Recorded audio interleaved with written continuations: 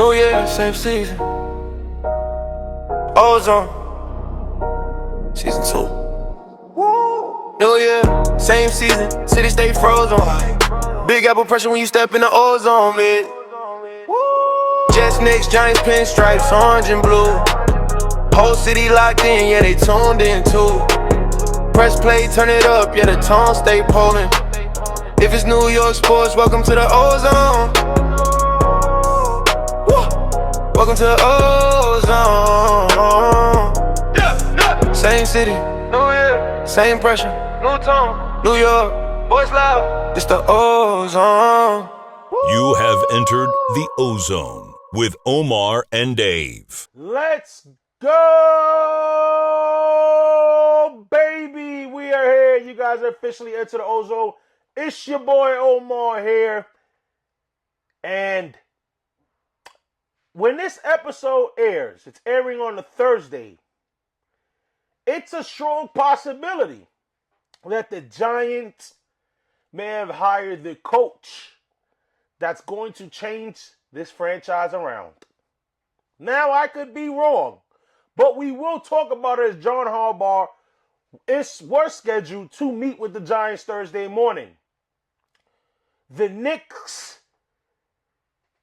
kind of been, their toughness has been questioned.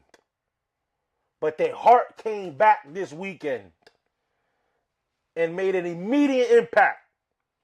The NFL, we are chopping it up. The NFL, big playoff, arguably the greatest playoff weekend. We got to talk about that because I got a lot to say about what I seen over this past weekend. We're breaking down. Super producer Dave and I are making our picks for who's coming out of the divisional wild card. And somehow the Jets continue to make the news without doing anything, as they were a big topic of discussion during the Oregon game against Indiana. But you know who's always a topic of discussion? Super producer Dave. Brother, it's a new week. I am going to regret saying this. How you feeling? Feeling good, brother. More. Look, I thought you was going to do like a Patriot dance. Honestly, look, the conversation of Drake May MVP talks may have had some slow. Oh, you think it might have hit a stop? It may have hit a stop just because of the performance. Don't get me wrong, the Patriots performed. They held them to 3, but that's a defense. But yeah, I think we'll talk about that more when we get into our picks. We're definitely going to talk about the NFL. This will be a very heavy NFL show, guys, just to let y'all know. Dave and I, yes, we do cover a lot of New York, and we will talk about that. However, this is going to be a big NFL because obviously the playoffs is what matters right now. The playoffs is, what got everybody watching. But right now, brother, before we get into all that, we have to talk about our 2 New York football teams. Because, however, brother, we didn't, both teams out the playoffs. Both teams made news this week since our last episode. So we got to talk about it. It's for the second week in a row. The new segment is opening the show. This is Clockwork.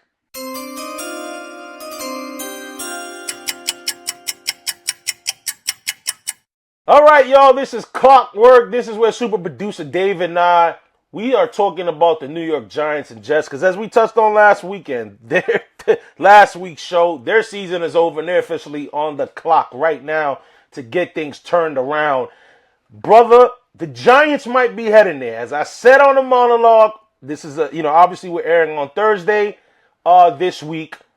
The Giants and John Harbaugh had a scheduled interview Thursday morning. He was going to meet with the team Wednesday night, meet with them Thursday. And if you believe the reports, bro, I'm going to be honest. Now, I said last week I wanted Stefanski. However, this was because, brother, at the day of the recording, and this is fairness, we didn't know Harbaugh was going to be available from the rip. So I'm going to be honest. So if people want to call me a flip-flopper, I don't care. Because this is the guy I want. John Harbaugh is the guy I want. And apparently the Giants want him too, brother, because they going all out right now. According to Anthony Alvarado, The Giants, they're bringing the heavy hitters to kind of recruit him. Chris Mara, son of Giants owner, traveled to Baltimore to have lunch with Harbaugh already. Take me on a John date. Mara, the father of Chris Mara. What happened, brother? I said, take me on a date. Oh, take me on a date, Joe Byron. John Mara, owner, had a long conversation with him, a long phone call conversation with Harbaugh. Joe Shane has been in contact with John Harbaugh several times over the phone. Tom Coughlin called, Eli Manning called, and brother, do you want to know who else called John Harbaugh? You won't believe this. Who? Brian Dable called John Harbaugh, and my thing is, I don't know why my camera keeps disconnecting. Sorry, guys, for the tech thing. I don't know. But even Brian Dable not even with us no more. And from when you heard the reports, he speaks very highly of John Harbaugh. Now, look, I know if you believe the reports that his demands are high. Brother, I'm going to give you the floor in a sec. His demands are very high from what people are saying. He wants $20 million a year. But this is where I'm gonna ask Giant fans, and brother, I'm gonna ask you this too, right? He wants $20 million a year. I'll say this right now, no problem. He wants $10 million for a staff budget. No problem. That means you want to bring in the best. I have no issue with that. Total authority over the roster.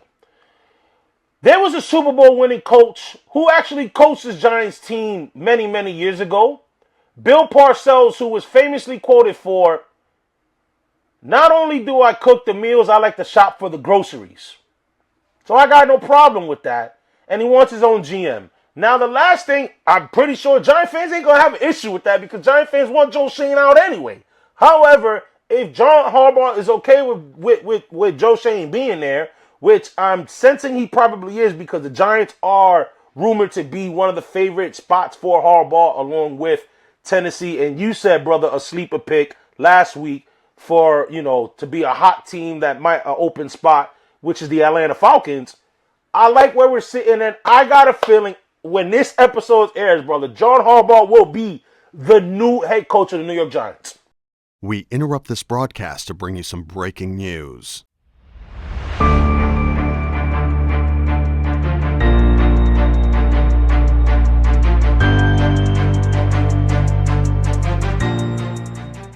What's good, y'all? Breaking news. As the Giants got their head coach, I said it. By the time this episode was going to air, John Harbaugh will be the new head coach of the New York Football Giants. John Harbaugh will be one of the highest paid coaches, as it's sourced that he signed a 5-year, $100 million deal. Now, apparently, along with this deal, John Harbaugh is going to have basically an unlimited checkbook to bring in his staff, his coaching staff. It's been reported that Todd Monken, his OC, that was with him in Baltimore for the past, I think, 2 or 3 years, is going to be the offensive coordinator for the New York Giants. Now, the Giants brought in the right guy. John Harbaugh, Super Bowl winning coach, known for consistency and winning, is going to build and bring the culture that the Giants lacked since the departure of Tom Coughlin. The Giants got the core. You got the superstar quarterback. You got the superstar running back. You got a superstar wide receiver with a defense that has shown that they can be dominant.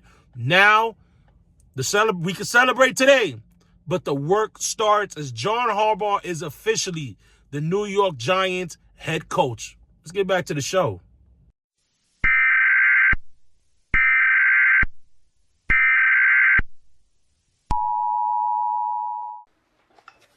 Brother, I think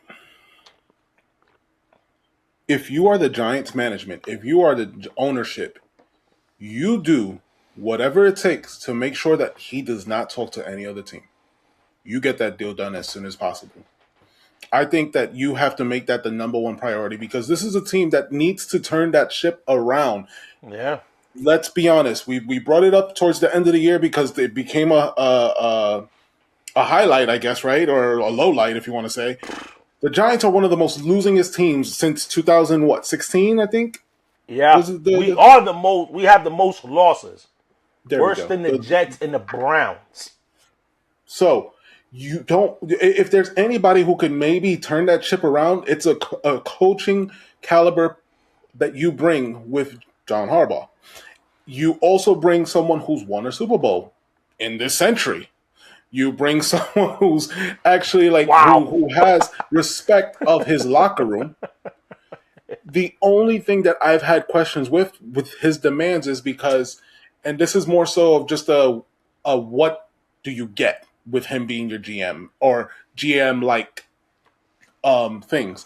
Now, not every GM hits. Not every GM is great when they do both double duty. I'm not the biggest fan of Bill Belichick as a GM per se. Yeah, it doesn't always pan out. It doesn't always pan out, right? It doesn't always pan out because this is a guy who's looking at what he wants to. And when in our situation, it was a Bill Belichick's looking at guys who could play 4 roles instead of playing that 1 role, right? Whereas I don't know what Harbaugh is looking for when he's scouting his players, what he's drafting, or what happens if he has a confliction of who they decide to draft or what player they end up picking up when Joe Sheen is going the opposite direction. That's where it's a lot of that's a lot to ask for. And do you get rid of Joe Sheen the second that everything starts to look wrong and give full power to Joe Harbaugh? That's something for the Giants to look at for sure. John yeah. The brother is playing this past weekend, sorry. But that's something you consider, and it's something that there's no other better option right now. Mike Tomlin, as of this recording, decided to walk away from the Steelers, but I think he's taking a break. I think at least for a little bit. So he's off the table, I would say, unless he changed his mind. So I would say if you guys, the number one priority is go get Harbaugh. Yeah, Mike Tomlin. It would have been interesting if the roles had switched, and let's say Mike Tomlin would have been the coach that would have been available last week, and then the Ravens get in and choke, and then John Harbaugh becomes available. But yeah, you got to do what you got to do. One thing the Giants need somebody with that resume that can hold people accountable, and John Harbaugh's that guy. Now I do understand that a lot of people come. Which if you look at the numbers, brother, a lot of people will compare him with Mike McCarthy. A lot of people are like, hey, but listen, Giant fans wasn't too quick to hire Mike McCarthy or whatever, because, and if you look at their numbers, I'm not going to lie, it's very similar. Playoff record, winning record, obviously they both got 1 Super Bowl. But the only thing I would say is this, outside of Mike McCarthy success in that 1 year, I would say, John, there was never been a question in the playoffs when you look at the context of how the Ravens lost some of these games. It's never been because you looked at the team and said, all right, John Harbaugh didn't have these guys prepared. Where I can't say that's the same for Mike McCarthy. So, yes, I do know that he has made some questionable coaching decisions. You know what I mean? And they've blown some games, and that was a big rip on Daboll, especially this year. The way Daboll's play calling and decisions kind of impacted 4 to 5 games. Let's be honest for the Giants. So I understand that. I highlight that. But this is the guy that you need. This is the guy, and I'm gonna be honest. You gotta put all your cards on the table to get this guy. You got the quarterback. You got some young talent, and I'm fully on board with John. I think we're gonna get him. My confidence level, honestly, brother, is at a 98 out of 100. and brother, you're bringing in a coach who, for the most part, for most of the years that he's been a coach of the Ravens, he has been a respectable defensive coach as far as what he brings to that defense. I don't know which, I don't watch the Ravens enough to know what is it that Harbaugh really brings. You know how some guys are a defensive coach, some guys are offensive. Right. I'm not sure which one. I think he gravitates more to the offense, but you've always known Harbaugh's defenses to be respectable. So you would assume that if he's hiring somebody to be his defensive coordinator, that is the same mindset he's coming because, brother, we spoke about it earlier this season. The Giants' identity as defense is gone. That doesn't exist anymore. The we got to hit him in the mouth and just make sure that quarterback is rattled doesn't come from the Giants, and it's been quite a few years. Not since maybe 2012 when you guys won that last Super Bowl. That's been some time, but that was a defense to be reckoned with. Right. So you have to turn that ship around. Yeah, well, obviously, like I said, my confidence level is high. I do understand that the Titans are, a team that he's been looking at too because they got over $100 million in cap. They got Cam Ward. But I'm sorry. I think Jackson Dart is a better quarterback than Cam Ward. If I'm biased, okay, whatever. It's not. It's it is a biased take, but I'm coming to New York from John Harbaugh, brother. I want to pivot real fast. Oh, go ahead. You got something to say before we wrap up? I'll say this. Yes, $100 million in cap is a big number, but when it comes to these players and what you're trying to bring into this, who's going to Tennessee? That's one thing as well. I'll agree with you. Like nobody wants to go there unless you're looking for cheap houses. But I would say the problem with that number is being brought up, like the $100 million. Sure, cool, you got $100 million. That's like 3 players. That's 3 players. Let's be honest, because the way these players and they need a lot more help, bro. Like, what are that $100 million? All right, let's say you throwing into the line. Who's he throwing to? He got nobody to throw the ball to. Mm-hmm. So miss me with that.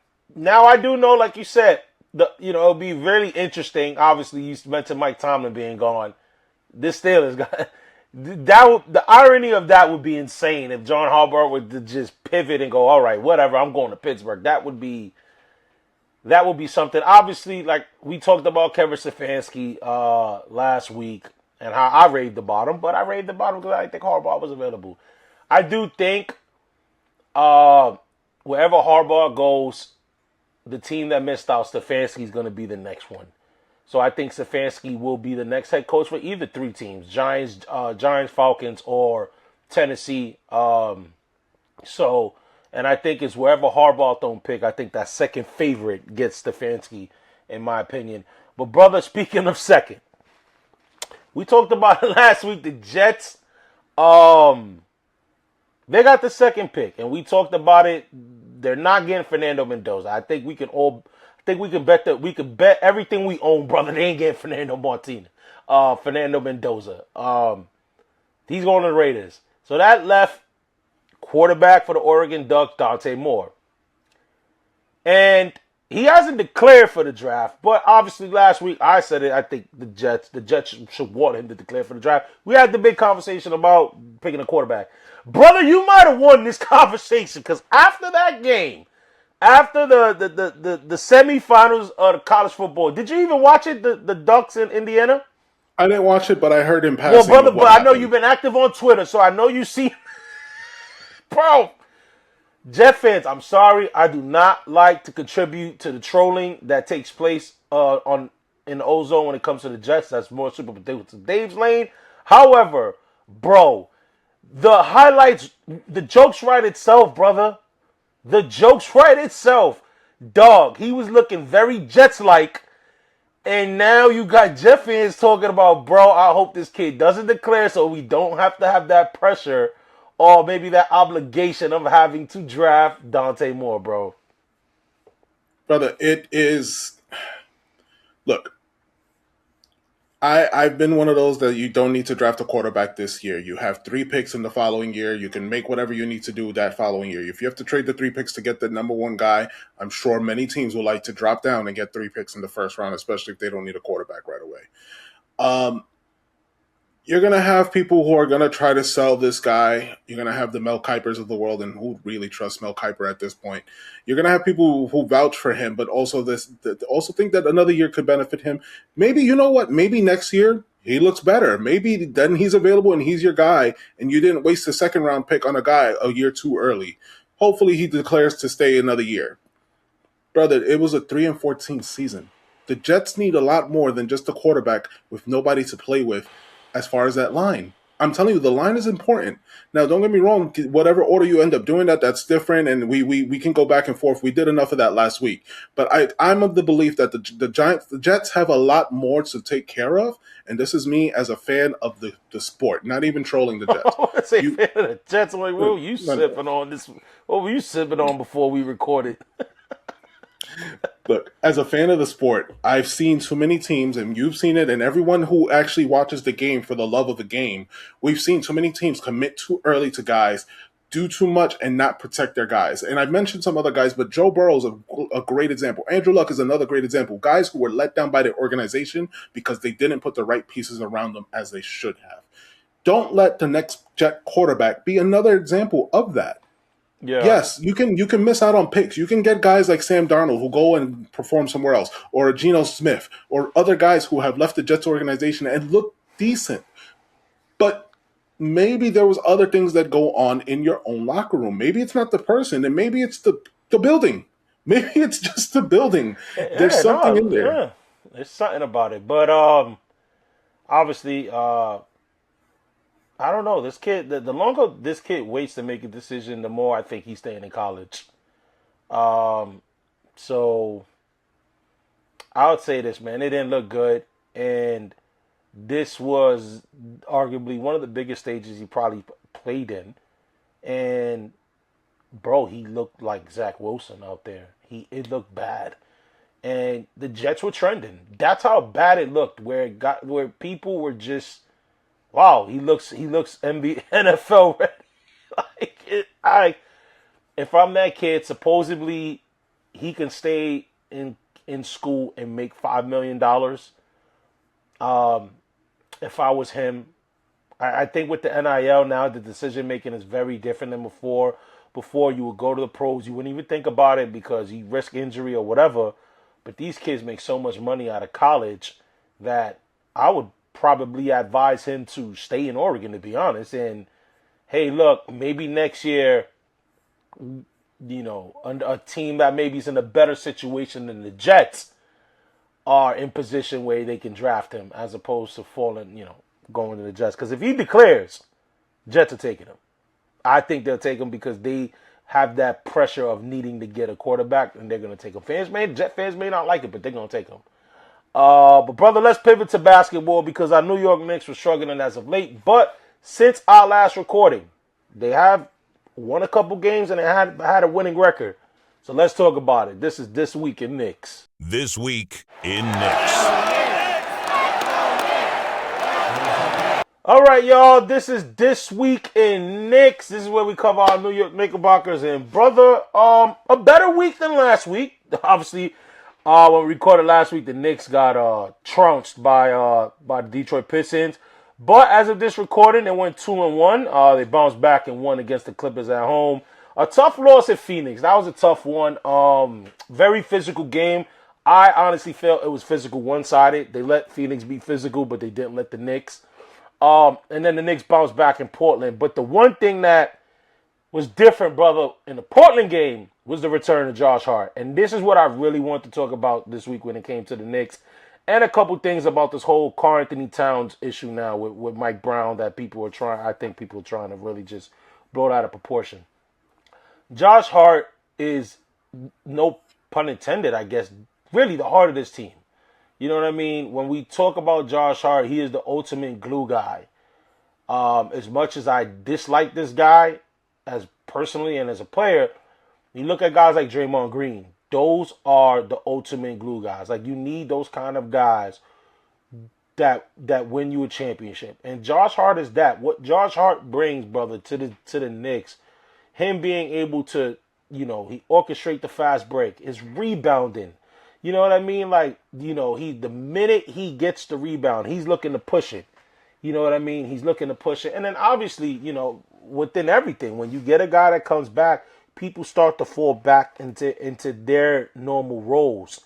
And yes, I do understand that Portland is a under 500 team. However, Portland just beat Houston twice. Portland has been playing good ball as of late, and that was a big win. Now, as of this recording, we don't know if the Knicks beat Sacramento Wednesday night. I would assume we will, although Sacramento's been playing good ball too. I think that is a winnable game, and then tonight they got Golden State before wrapping up this road trip. But, I know right now, the thing is, brother, when teams are losing, all of a sudden everything comes out. When the Knicks were rolling, heading into Vegas, winning this in-season cup, you ain't hear, I almost cursed, you ain't hear nothing about Cat being frustrated or whatever, or Mike Brown and this or whatever. You heard in the beginning of the season When they asked him what was his role, and he said he don't know, and I said on the Ozone, I think that's a bunch of bull crap. I think he just, you're gonna sit there and tell me this guy doesn't know his role. And then now I even thinking now, like, bro, like, all right, Cat's not having his best year. I also think he's playing hurt. Remember in the beginning of the season, brother, like all of a sudden he was questionable all these games because of a hamstring or whatever the case may be or something like that. I just think he's hurt. I think he's playing hurt. Now, I think, everybody plays hurt. He's not injured, but everybody plays. I think that's just what it is.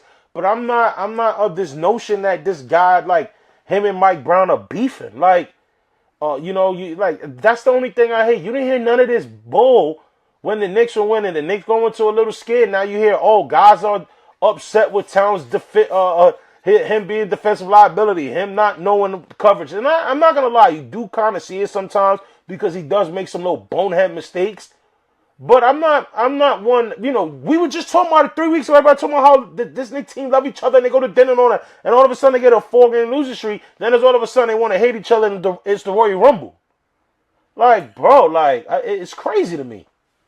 Brother, I think I'm starting to accept the fact that some Knicks fans, a lot of them, they have the memory of Dory. And Dory is very much known for goldfish memory. Right. and I feel like, okay, Josh Hart was down, and for whatever, like, this is the thing that, like, it just annoys me about people. Josh Hart goes down, and you have some people questioning what is the importance of Josh Hart to this team. Yo, well, guess what? He came back. For real. He came back, and he showed exactly why he's the heart of this team. And, like, it's funny, yes, pun, blah, blah, blah. But seriously, there's a difference when we see Josh Hart on the court. Yeah. When it comes to Cat, you're right, brother. We ain't hear nothing. The season started in the end of October. It is now January. At the time of this recording, January 13th. By the time this episode airs, is going to be January 15th. The news from that time till then regarding how much Towns and Brown don't get along has been very, very minimal in that time in between. But it's when things look bad that, like you said, things are being brought up. It's kind of like when you see a player get traded and all the bad news comes out. Like, okay, this is the bad news. Look, currently right now, the Knicks stand at 5th in points in the league. They stand 5th in rebounds in the league. 10th in assists. I'd love to see that number improve. And right now, they are ranked 3rd in 3 points made. The offense is gelling. The only thing that me and you have been on record and consistently on record is that we want to see that defense improve. Mm-hmm. We just need to see that. But, brother, there is no reason for I just, and I get it. I get like people's. I think you're right in the sense of like the short memory thing, but it's also like, bro, like, man, I don't know how people are gonna take this. Knicks fans just love to be mad at somebody, to be mad at something. You know what I mean? And they overreact, they nitpick, because, like I said, when we said it. When this team struggled last year, the same questions were brought up. Toughness and all this. And then when we beat Detroit and we making us playoff run, everybody, yeah, we tough, we hard, yeah! Now it's the same thing all over again. With this team, which is pretty much the same damn guys. Now all of a sudden this team lacks heart. This team doesn't like this. Then you hear now the Mikal Bridges 5 picks a thing conversation again and again. And it's like, bro, like, get over it. Like, this is the team. You heard Jim Dolan go on the Carton show last week. This is the team. Now, are they going to try to make side moves, a little small move, a Jose Alvarado, or maybe a Najee Marshall, or something like that? Yeah, but this is going to be the team. And I'm okay with this team. Yes, Detroit looks good. Yes, Boston looks good. You're hearing that Tatum, like, damn, those teams don't scare me when it's time for the playoffs. Because I know we got the guy. And I know what this team is capable of. So I do like that we got Hart. I think we're going to be getting Shamet back pretty soon. So now this team is whole. The fact that right now Tyler Kolek may not be in the rotation because we're getting guys back shows you the depth that we have. This team, like, it hit a little sprint, but we're going to get it back. And, you know, like I said, we'll finish this West Coast trip. We got a series of home games of, you know, yes, tough team, tough games, but we could win them. The Knicks are a top 5 NBA team for a reason. And they're in the top 5 of best records, I believe, right? I'm talking smack. I'm even talking. I don't even know what I'm talking about. But I know right they're now second in the East. They're first in the Atlantic Division. Brought up the Atlantic Division, brother. The Atlantic. Well, then we just talk about people who probably don't even know what the Atlantic Division is. It's the first thing that comes up when you open the next page. It does. Oh, hold on. Now I want to check now. I actually want to check now the standings. Bear with me, y'all. I want to check the standings real fast. You know, because sometimes I notice I be saying some wrong stuff on this show, and I'm like, yo, I'm surprised nobody's been coming at us. So the Knicks are second. In basically in the East, and the Knicks are tied for the 6th best record. No, the Knicks have the 6th best record in the NBA, and that's only because Minnesota's played one more game, but that can change with the win against Sacramento. But whatever, they're second in the East. That's what matters. They got a game lead against Boston. Which is where we wanted them. Which is where we wanted them because we already knew that the West was already strong. Yeah, we already knew that. Yeah. And the Knicks are, you know, like I said, the Knicks only 3.5 of this recording behind the Celtics. I mean, behind the Pistons. And, you know, but brother, before we go into football real fast, let's highlight a few things that we mentioned on Quick Hits last week that came to fruition. Trae Young traded to the Wizards. For C.J. McCollum and Crispin, which I kind of like him. He's not that bad of a player. Brother, just your quick thoughts about that before we transition to back to football. You know, some guys are really okay with being mediocre, or at least being on a mediocre team. Because we found out that Trae Young had a short list of teams that he would like to go to, Bro, and at the very top of the list was the Wizards. We know we spoke about it last week. The purgatory of the NBA is the Washington Wizards, and this is a guy who will be perfectly fine putting up whatever number he puts on. Yes, you will be the best player on the team. You will put up amazing numbers, and you will get paid the money that you're worth. But you will never amount to anything else. And there's just people who are fine with being mediocre. Brother, your take before we move on. Bro, I'm gonna be honest. Basketball jail, and when he got there, he made it seem like he wants to turn it around and this and that. No, brother, that was the only damn team that wanted your ass. Now, apparently Toronto was going to offer Emmanuel Quickley and a first-round pick from what people reported. And Washington didn't care about that. Atlanta don't care about that because they want to free up bread. Obviously, McCollum will be an expiring deal. And, you know, that was supposed to be maybe a move to kind of help them get Anthony Davis. But now you're hearing with the whole Anthony Davis. This guy is as delicate as my man. You saw he hurt his thumb or something like that, or his hand or whatever, his wrist or whatever. Bro, the player just passed him. He touched him, and he's already out like months. They say, man, he's gonna neglect surgery, so he might be available for the postseason. The fact that teams are still going to offer the Dallas Mavericks picks for that dude is insane. It is insane. Like what they're gonna it is crazy. What teams are like, bro? It's over. It's over for homeboy. Let's see. We got to pivot to some football because we had an interesting wild card series. Not interested, a very entertaining wild card series. So let's get into it, y'all. This is Water Cooler Talk.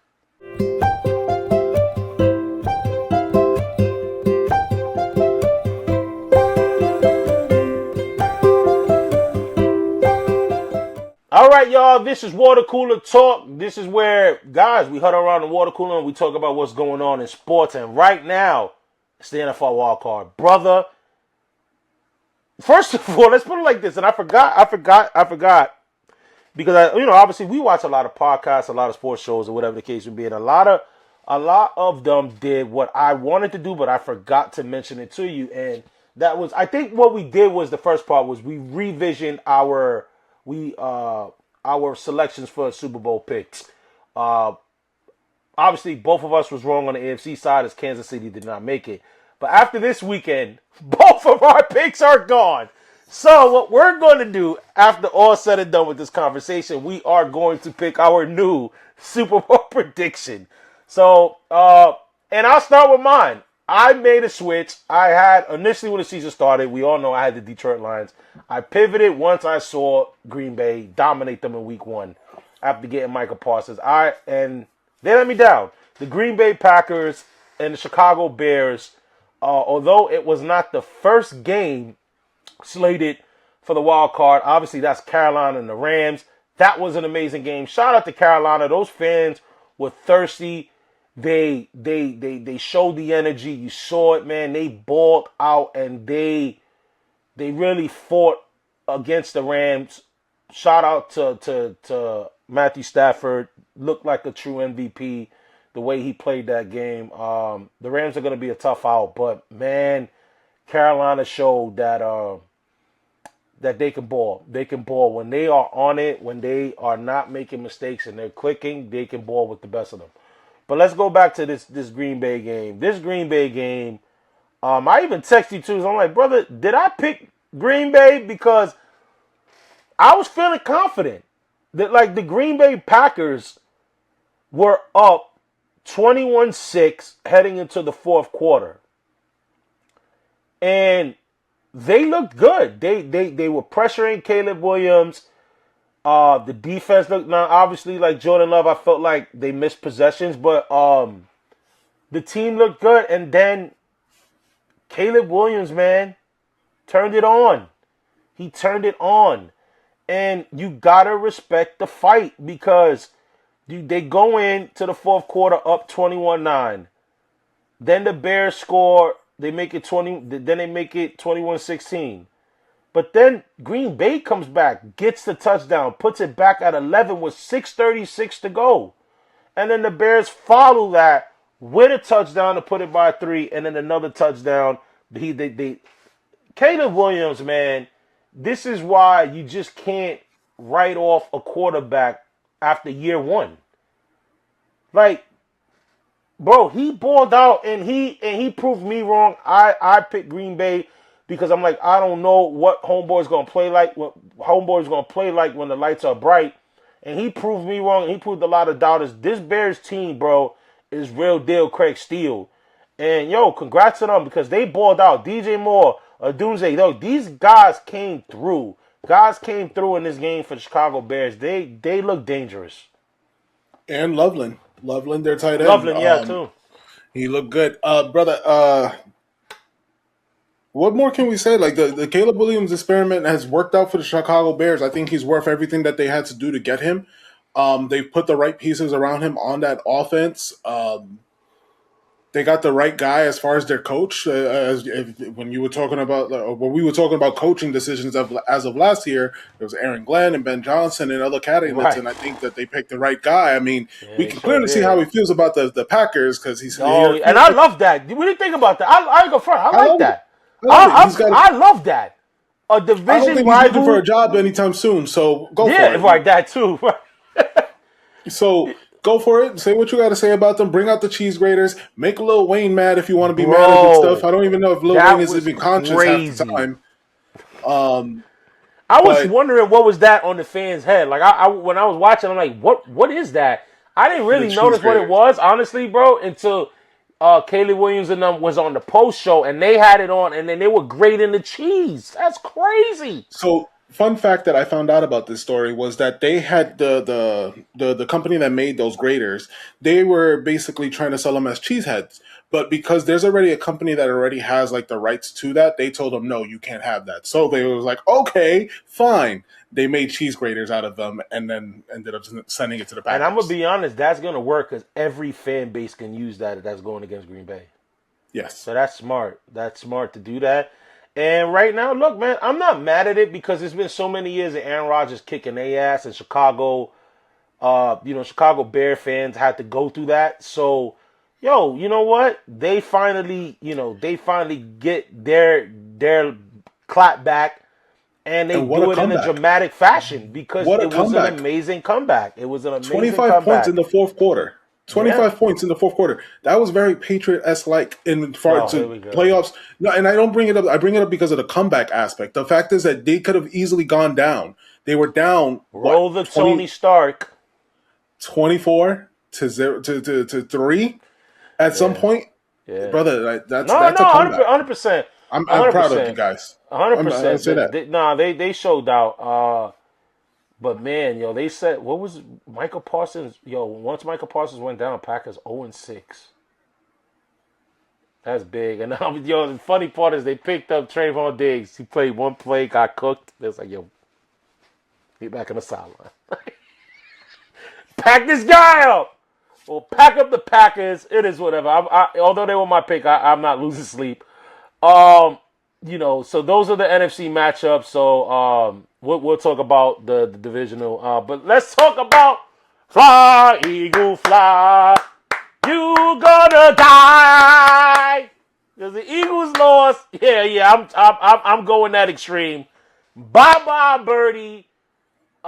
This was a great weekend. I ain't go front for miserable Giant fans. This is a great weekend because you're hearing the Harbaugh news, and then you're looking at Philly. And bro, I was the biggest. Was it Niner gang? Whatever they say. I was one of those because I was almost whoa. I almost said gang bang Niner gang. I'm like, wait a minute, that's not how it goes. I don't think that's how it goes. But yo, Brock Purdy, for all those Eagle fans, for all the Gilly the kids, all these Brock Purdy held his own, did his thing. Christian McCaffrey, man, shout out to George Kittle, man. I hope he recovers well. Tore his Achilles. I don't know, man. There is something in sports. I don't know what it is. This injury has been happening to too many players across all sports. We have never, the first player I've known to tear his Achilles that I can recall big was Kevin Durant. And ever since then, that's all you see. Before, to me, I felt like it was the ACLs. Like, everybody's tearing ACLs. Now it's this Achilles. And some doctor, it was like it was a trainer that someone was like, yo, they're not working out calves. These players are not working out their calves. That's why they're having these injuries. I don't know. Not a doctor. I don't know. All I'm saying is get well, George Kittle. But they lost George Kittle. Yo, and that didn't stop them. Jawan Jennings got more, I think they say he got more playoff passes. I forgot what quarterback it was. Jawan Jennings. And, yo, this team, and that, I think it goes, obviously, Christian McCaffrey, the talent, but that's what goes to their coaching, bro. Kyle Shanahan, bro, the guy could coach. And speaking of coaching, you got Nick Sirianni and A.J. Brown, and people want to, protect A.J. Brown. But this is what happens, bro. When you're a number one wide receiver and you complaining that you don't get the ball, it's going to be a microscope. Shannon Sharp tweeted it. It's going to be a microscope on you the minute you drop a pass when you're the number one running wide receiver and you complain not getting the ball. And he dropped a lot, more than one, multiple passes that he should have caught from Jalen Hurts. And, nah, bro, you did that. And then Nick Sirianni, dumbass. Bro, we already living in a day, especially these last couple weeks, where people are trying to change our mind on what we see on video. And this jackass, keep this curse, keep it. This jackass wants to say after the game that him and A.J. Brown love each other and they have a good relationship. That damn argument didn't look like y'all did, and this is not the first time people have seen it. They've even seen the video when he was talking crap when they won in the tunnel. A.J. Brown looked at him like crazy. So don't try to tell viewers from what they you see it with your own two eyes. Don't try to say it's something else, bro. So It's multiple years of this too. It's not like a first time thing. Multiple. This is not a first time instance that this has happened. AJ Brown and Nick Sirianni just do not get along. They don't. And they can be kumbaya when they're winning, and that's great. Everybody gets along when you're winning. But when your true colors start showing, when you're like, not only are you looking bad, but the team is looking bad in general as well. I think it's the end of AJ Brown on the Eagles, and I think it would be the smartest. Yeah, I it would be think the he's smartest done. thing for them to do. Get rid of him. Now, there's a place I think he wanted to go to before getting drafted, and we're going to talk about this team pretty soon. I would love to see him there. So, whatever we got to do to go get him, because we need a true number one. But honestly, it's Nick Sirianni's not going anywhere. He's not. So I don't think he should. you, I'm gonna be you honest. get I rid don't of think he Brown. should. You get rid of Brown. But I don't think he should. But I'll say But this also though, Jalen Hurts. Jalen Hurts, you get paid all that money, brother. You need to throw the field down. You need to throw the ball down the field. Yeah. I'm gonna be honest. It brings me joy. It brings me joy. Like last year was painful having to see Saquon and them win the Super Bowl. And I'm gonna be honest, the fact that now we get a fresh take, like we get a fresh look Super Bowl. No one's repeating going. We get a fresh look. I'm happy about it. Brother, let's pivot to the AFC. Jacksonville balled out. Buffalo, that was a really good game. Really good game. Josh Allen did Josh Allen things. He carried that team. Even though Keon Coleman has some big plays, Brandon Cooks has some good plays. But Josh Allen carried that team. Jaguars got a bright future. The Jaguars played really well. That defense stopped the run, really held Cook down, because the Bills are one of the best rushing offenses, but Jacksonville is one of the best rushing defenses. That was a great game. Shout out to the Bills. That was a big game. Allen won. Their first road game. They were 0-9 or something like that. First road game since '93 or something like that. But shout out to the Bills. They're moving over. I want to talk about your boys because I'm going to be honest. I don't really care to talk about Houston and Steelers. Sorry, if there are any Texans and Steelers fans here. Sorry. That game was what we thought it was going to be.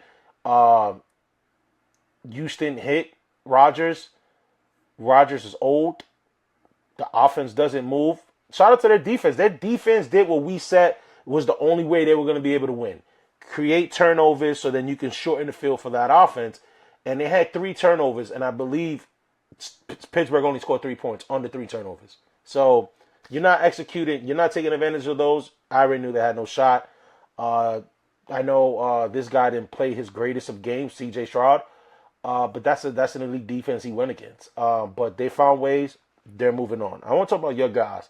The New England Patriots and Chargers, you guys won 16-3. I'm going to be honest, bro. It was not pretty. No. And up until that point, real quick, brother, before I let you continue. Up until that point, all the games at that point were great. They were really like neck and neck games. Yeah. And it was until this game, it was until this game because the Eagles, they had mediocrity on it, but they were close. It was until this game that where the playoffs just like, damn, we had some good games up until this point. Kind of went down a little bit. Yeah. But you know what, brother? At the end of the day, I think it was a battle of defenses in this one as well. Drake. That's why I say Drake May is probably for the voters who do the MVP stuff. I think that he may be a notch down now because of that matchup. He didn't look amazing, even though he threw 268 yards, 1 touchdown, 1 into. The offense just didn't do great. I think they only scored about 1 touchdown. Maybe it wasn't great. And shout out to the Chargers defense because they actually held it. They did whatever they could. It's the offense that couldn't get it done, and you can see that the Chargers let go of their offensive coordinator. So that's the writing on the wall for that team. What do you think about that game? I'll be honest. I'll have 2 takes on it. One, I'll start with the Chargers side.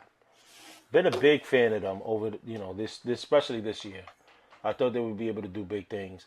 I have been, for those that have been around me, a lot of my friends at work, I've been a big Justin Herbert supporter. I have. I think he has the talent. After this performance, I'm sorry, that's it. Me defending him, me advocating for him is officially over. It's for so many excuses, man, you can make for the guy. At the end of the day, I just highlighted how Josh Allen stepped up and won that game for his team. And if you want to be in that conversation, and some people even put Herbert in that conversation with the Burrows, with the Allens, with the Mahomes, with the Lamars, those guys find way to win games. And although you guys' defense played very well, Justin Herbert had an opportunity to win that game for his team. And I don't want to hear all the line is crappy, but no, you find a way. If you're an elite quarterback, you're going to find that way. And he did it. And I'm not saying they got to get rid of him, but I don't know how they go about. I don't know, because I just don't think you can win with Justin Herbert anymore. I don't think you can win a Super Bowl with him. And you've become Dak Prescott. You look great in the regular season. Great regular season guy. 100%.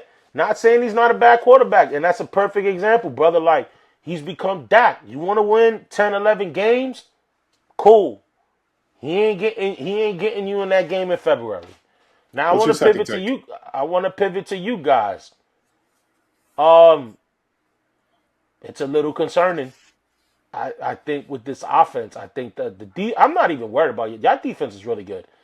It's the offense. It's not having that clear-cut number one that it could be an issue for you guys. Now, I think the matchup is in your favor, and we'll talk about it on Picks of the Week. So I think you guys are good in that sense, but I don't know. Maybe is this Drake May's? This is not Drake May's first playoff game, right? That was his first playoff. It was? So maybe it was that. Maybe. But he didn't look that great. The Chargers defense looked good, but I don't think the Chargers defense looked so dominant either. You know what I mean? I think he had opportunities. But hey, whatever. You'd rather have a bad win than a good loss. So it is what it is. But, brother, I think if anything, this weekend proved how wide open it is of who can make the Super Bowl and who can't. I'm going to be honest. There is no team from the ones that are remaining that I could say, okay, this is flat out. I'm scared of this team. This team is the most dominant, that they're going to make a run for I think every team could get had. Every team. And I don't think anyone going against each other, especially in these divisional series, does not have a head and shoulders advantage over the other. That's my opinion. I'll let you get final word before we go to picks. Brother, I have something to say, and this is more so about this weekend. Did you hear what Tony Dungy had to say about this weekend? No, I haven't. What did he say? So Tony Dungy was talking about the NFL playoff scheduling. So this is exactly what his quote is, and I will post it here so people could read it if they want to, but I'm just going to read it off. NFL playoff scheduling is not fair. It might produce good ratings, but it's not fair. This late in the season, recovery time is crucial, and it is not given equally. Rams and Bears played Saturday games. They will face off each other on Sunday with an extra day of rest. The 49ers played on Sunday and will play Seattle on Saturday, short week of recovery. Why? Yeah. In the AFC, the Bills will have to travel to Denver on a short week. Why? Because there's a Monday night AFC wildcard game. The Texans play Pittsburgh. The winner will automatically have a short week and have to travel to New England. Why? Several years ago, the league did away with Monday night games in Week 18 of the regular season because it created a disadvantage if one of those teams made the playoffs. Now, we create that disadvantage. The wild card should be 3 games on Saturday, 3 games on Sunday, and then try to schedule the divisional games so the teams have equal rest. Don't force San Francisco, Buffalo, Houston, or Pittsburgh, in that time when he wrote it, to play the most important game of the season on a short week just for TV ratings. That is not fair.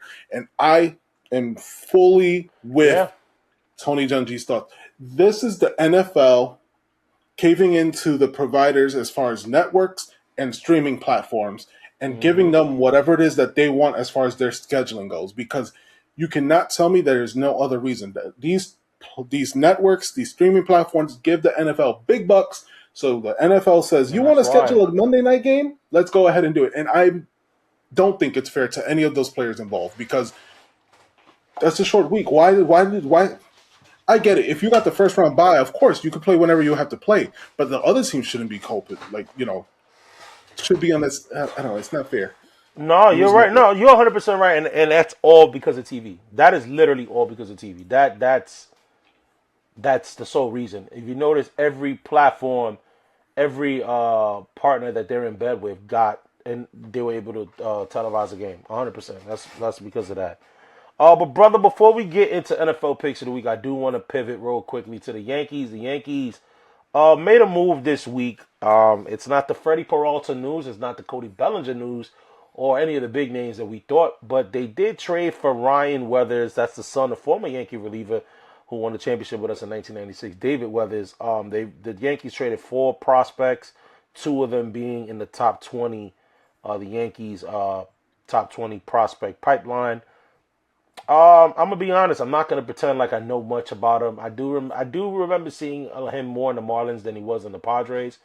But apparently Ryan Weathers got a big arm. He's left-handed. He's 26 years old, and he's one of those pitchers that I guess it's received well. Yankee fans are obviously you're hearing the rumors about Cody Bellinger. That the Yankees offered him 5 for 35 annually. Apparently that's not enough. He wants 7. I think he wants 7 years, and that's just not it, bro. I'm sorry. That's just not it. Harold Reynolds mentioned in the MLB. There's only 5 outfielders that make 35 million. That make more than 35 million, and it's Mookie. It's Aaron Judge. I think Mike Trout was there. Obviously, and that's because of the contract he signed earlier. And I forgot who was the 4th outfield. Oh, Juan Soto. You know what I mean? There's only 4 other guys, and it's like, bro, I'm sorry, Kyle Tucker. Even Kyle Tucker, Cody Bellinger. You're not in that. You're not in that conversation. I'm sorry, you're just not. But yeah, so the Yankees did make a move. Brian Cashman, whoopie-doo. Hopefully, from what reports are saying, it shouldn't impact the Freddie Peralta move, but we'll see. Brother, you got anything to say on this? Nope. No? Yeah, we'll move on. Guys, we got to make picks. We broke down the AFL. Oh, the AFL. We broke down the NFL wild card. Shout out to the boys. But we got to make our picks for the divisional series. So let's get into it, y'all. This is NFL picks of the week.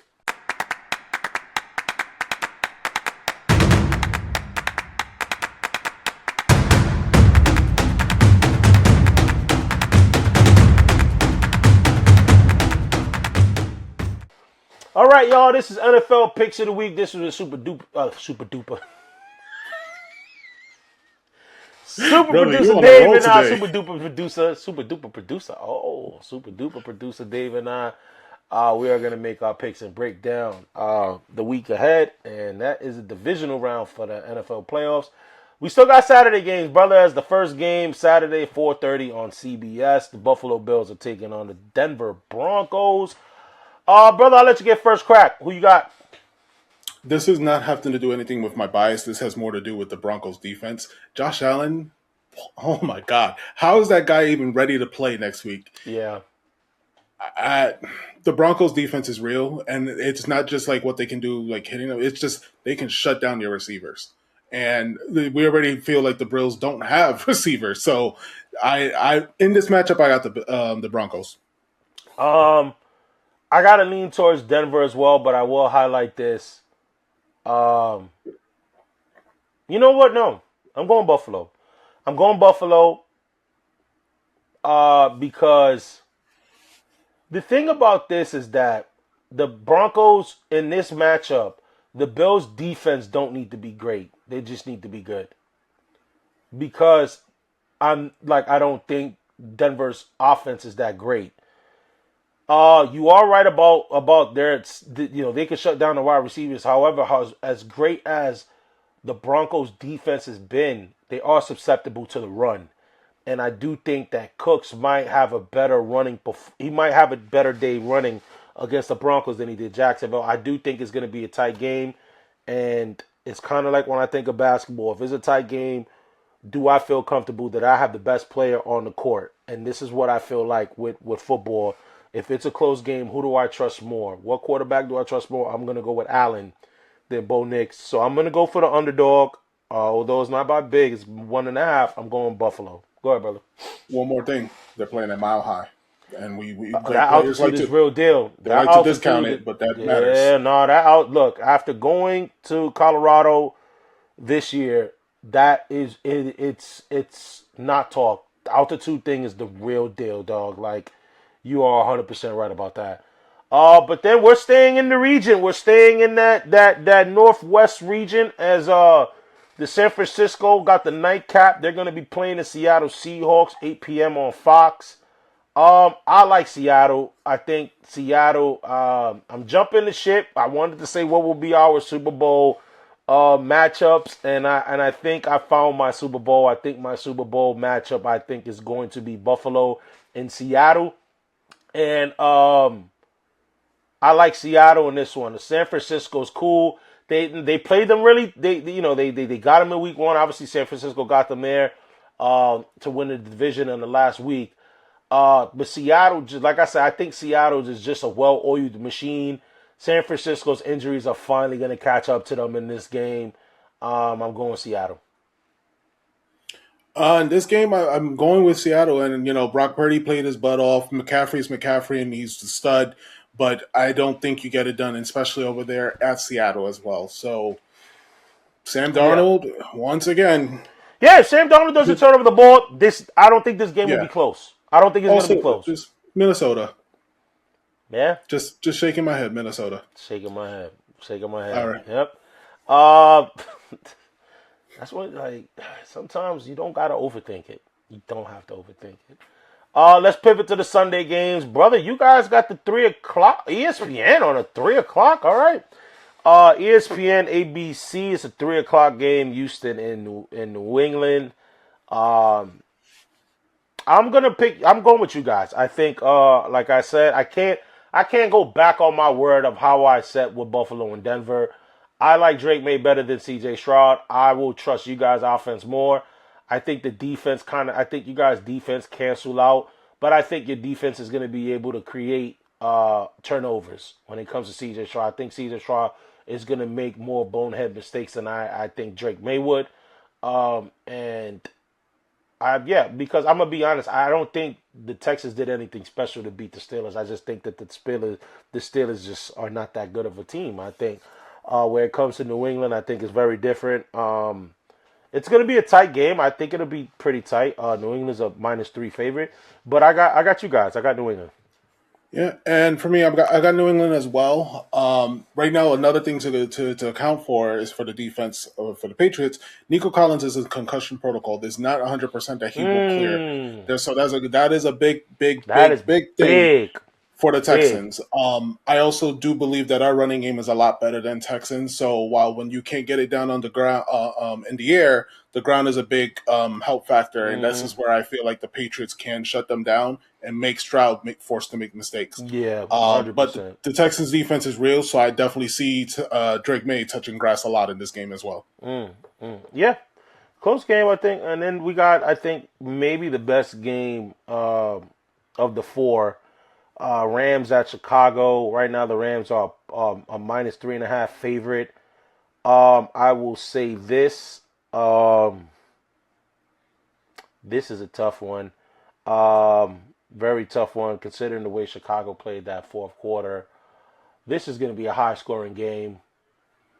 I wouldn't be surprised if it goes down to who gets the ball last. I'm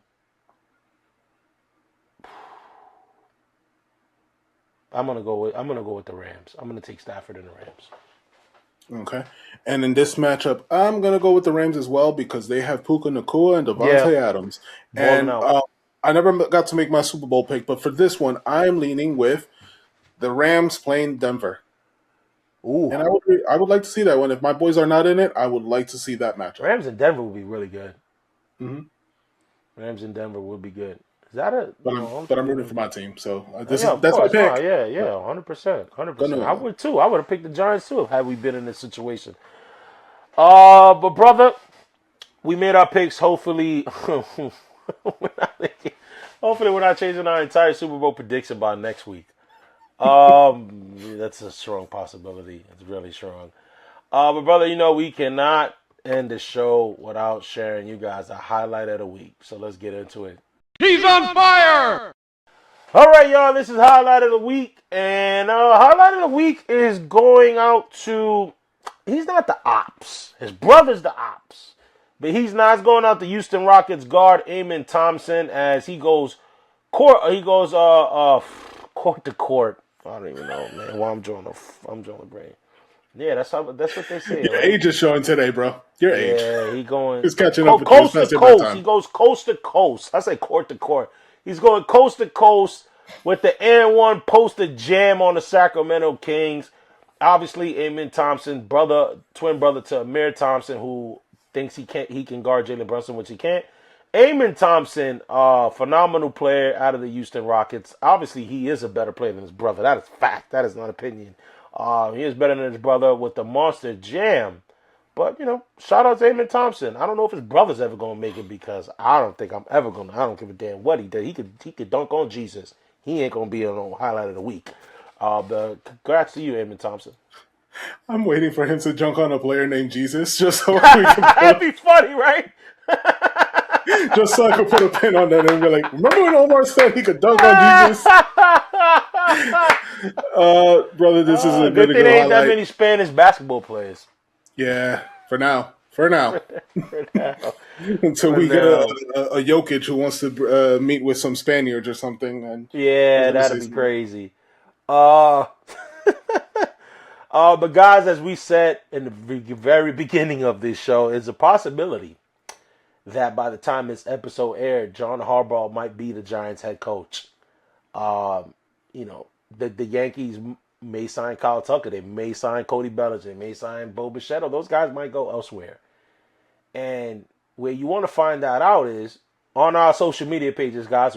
This is where we keep you guys up to date on everything. Knicks scores, New York news, everything that's sports related. And guys, you have to follow us on our social media platforms. We are available on TikTok, Instagram, Twitter, Threads, and Reddit. This is where you keep up. And guys, please be sure to like and subscribe to this video. Share this video with your friends and your group chats. All around, guys. Like I said, it's a big month for us. Super producer Dave and I will be covering the Royal Rumble. So we will have a Royal Rumble show, preview show this month. And we got to talk about it because apparently there's a rumor that it might not take place. Like, it may not take place, the Royal Rumble. So you guys might want to tap in with us on the Ozone later this month as we discuss why that might not happen. Why not the Royal Rumble may not take place on January 30th. But guys, we thank you guys so much for bearing with us this Thursday episode. Omar had to take care of some personal things, so we had to push it back. But we'll be back next Wednesday for a brand new episode where we deliver the fire. Peace, love, have a great week, and we tap in with y'all next week. Peace. Get some sleep, old man. Let's do it. I got to. If it's New York sports, welcome to the Ozone. Woo. Welcome to the Ozone.